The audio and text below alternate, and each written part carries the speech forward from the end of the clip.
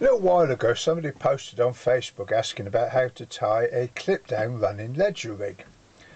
Well, we all know what a running ledger rig is, and myself along with a number of other commentators. So how on earth can you clip down a running ledger? Because you've got a loose lead, if you clipped it will just slide up the line. Anyhow, in discussion with my mate Keith the other day when I said this, he goes, yeah, of course you can do clip down running ledger, it's really easy. And a couple of us in the shop were having a laugh and said, no. And he said, no, this is how you do it. It turns out a very nice handy rig. And most of all, it gives you the ability to cast an extremely long trace whilst only having a short drop from the rod tip to the lead for casting. This is how to do it. Start off with your rig body. Put a little bit of plastic tube on, and what you then need is an up and over clip or relay clip, which needs to point to the top of the rig, and you fix this in place by pushing a bit of plastic tube in on. This is what holds the clip tightly in place on the line. Now at the top of this you put your swivel. This is only a 50-pound shock leader, which is your rig body. Whatever your favourite knot is.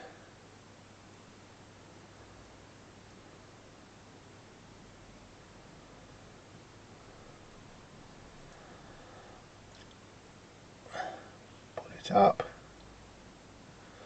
As always, trim it off tidily.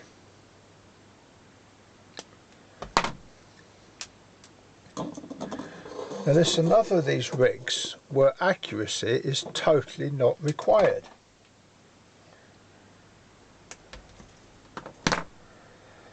Put on a clip to take your lead. Stick a bead on so the lead doesn't bash against the knots. Tie on a swivel.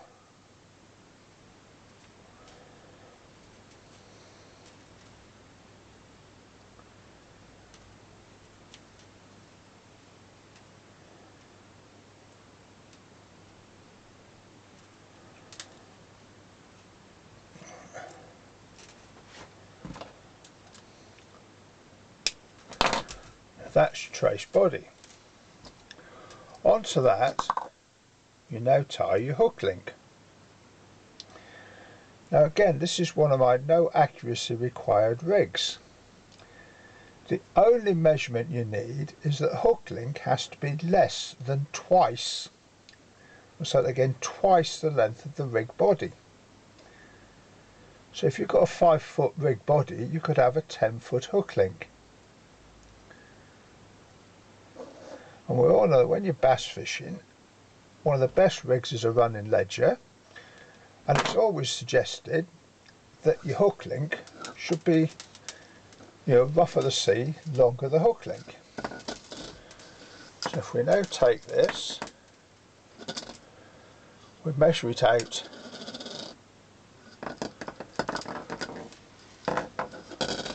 now.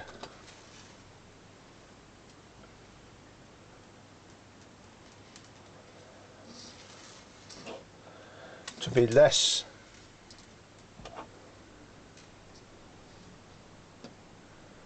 than twice the length of the rig body, and we put the hook on.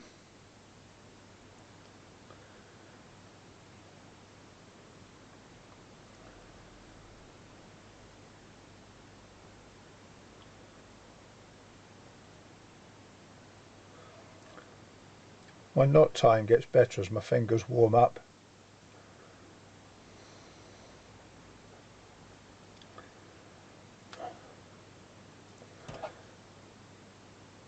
That is it, the rig tied. That simple. We'll now go through how to rig it. Right, how to rig it.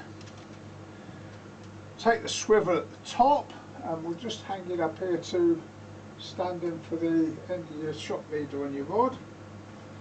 Works best with an impact lead. You take the lead clip we put on the line, put your impact lead on, then you take your hook length, it goes up, goes over the relay clip at the top here, and clips down to your impact lead. You can then adjust it by sliding the relay clip up or down the line. And it's as simple as that. That's how it's rigged.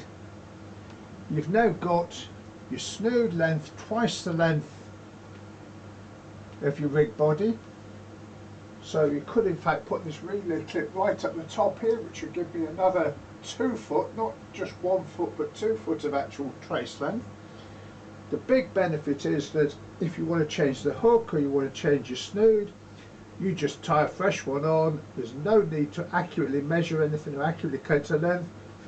All you have to do is adjust the position of the relay clip here. When it hits the water, ping, flies out.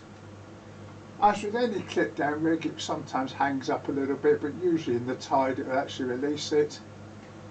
You've now got huge hook length, but you're only casting 4 or 5 foot of a drop from your rod tip to the beach, which gives you better distance, smoother cast and less chance of your hook snagging up. A really simple rig to tie.